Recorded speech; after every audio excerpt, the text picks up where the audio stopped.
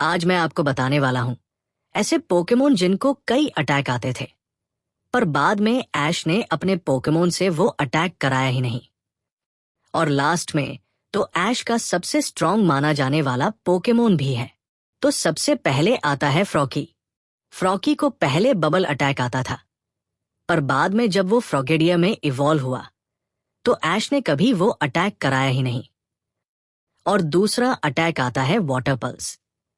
ये अटैक तब तक ऐश ने यूज किया जब तक ग्रेनिंजा फ्रॉकी और फ्रॉगेडिया के फॉर्म में था, और बाद में जब वो ग्रेनिंजा में इवॉल्व हुआ तो ऐश ने वो अटैक करना बंद कर दिया। सोचो, अगर ये मूव वो अपने ऐश ग्रेनिंजा फॉर्म में यूज करता तो अपने वाटर शुरिकेन के तरह इसे भी बड़ा और पावरफुल बना सकता था। मतलब इसकी पावर और भी नेक्स्ट लेवल की हो सकती थी।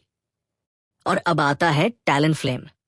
जब ये फ्लैचलिंग के फॉर्म में था तो इसे पेक अटैक आता था, रेजर विंड अटैक आता था, और साथ में डबल टीम अटैक भी आता था। पर बाद में जब ये फ्लैचेंडर में इवॉल्व हुआ तो ऐश ने ये अटैक यूज कराया ही नहीं। जब वो टैलेंट फ्लेम में इवॉल्व हुआ तब भी नहीं कराया, बस उसने ब्रेव बर्ड, फ्लेम चार्ज और स्टील विंग अटैक ही यूज कराए। यार, ये तो ठीक नहीं। सोचो, अगर ये रेजर विंड और डबल टीम यूज करता तो कितना अच्छा होता और बैटल में और भी खतरनाक बन सकता था। और रेजर विंड तो लियोन के चारिजार्ड के एयर स्लैश के तरह पावरफुल बन सकता था। और अब आता है हमारा बल्बसौर।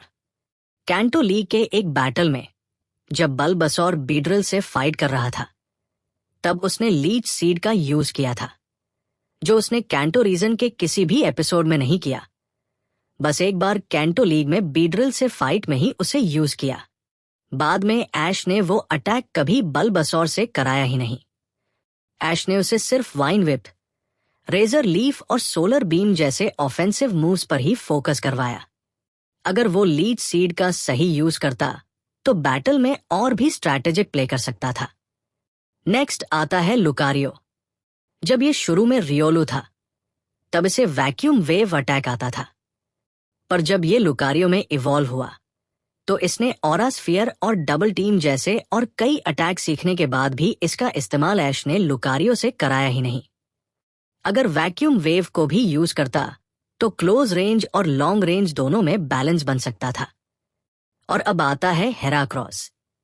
शुरुआत में जब ऐश ने हेराक्रॉस को पकड़ा था तब वो टैकल और लियर जैसे बेसिक मूव्स का इस्तेमाल करता था। बाद में ऐश ने उनकी जगह मेगाहॉर्न, फोकस पंच और स्लिप टॉक जैसे पावरफुल मूव्स का यूज करना शुरू कर दिया। मतलब उसने बेसिक मूव्स को पूरी तरह छोड़ दिया। अब बारी आती है ग्लिस्कॉर की। ऐश के ग्लिस्कॉर ने सिनो रीजन में एक बार स्क्रैच का यूज किया था, लेकिन उसके बाद वो मूव फिर कभी दिखाई नहीं दिया। इसके बजाय उसने गीगा इम्पैक्ट और स्टोन एज पर ज्यादा फोकस किया। अगर स्क्रैच को भी कॉम्बिनेशन में यूज करता तो और भी फास्ट अटैक दे सकता था। नेक्स्ट है बेलीफ।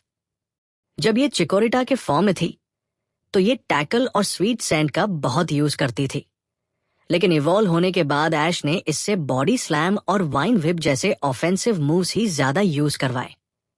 मतलब इसका प्ले स्टाइल ही पूरी तरह बदल गया। और अब फाइनली लास्ट में आता है पिकाचू। शुरू में ऐश पिकाचू से थंडर शॉक का यूज करता था, लेकिन बाद में थंडरबोल्ट का ज्यादा यूज करने लगा। जिन्हें नहीं पता, मैं बता दूं, थंडर शॉक में ज्यादा करंट नहीं होता, पर थंडरबोल्ट में बहुत ज्यादा करंट होता है। दूसरा अटैक है वोल्ट टैकल। ये पिकाचू का एक सिग्नेचर अटैक हुआ करता था, जो सिनो तक बहुत पॉपुलर था। मुझे तो ये सबसे ज्यादा पावरफुल और कूल अटैक लगता था। पर बाद में ऐश को क्या हुआ पता नहीं।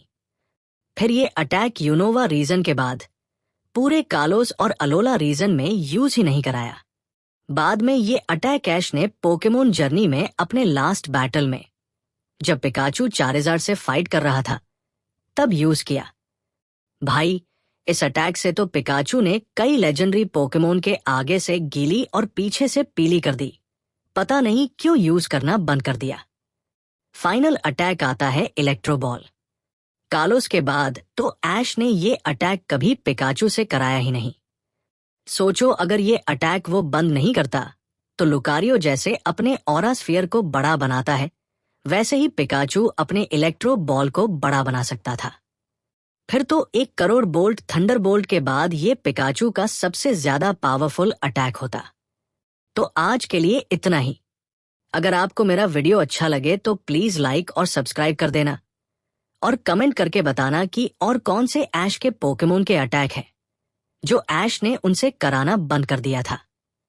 तब तक के लिए बाय बाय।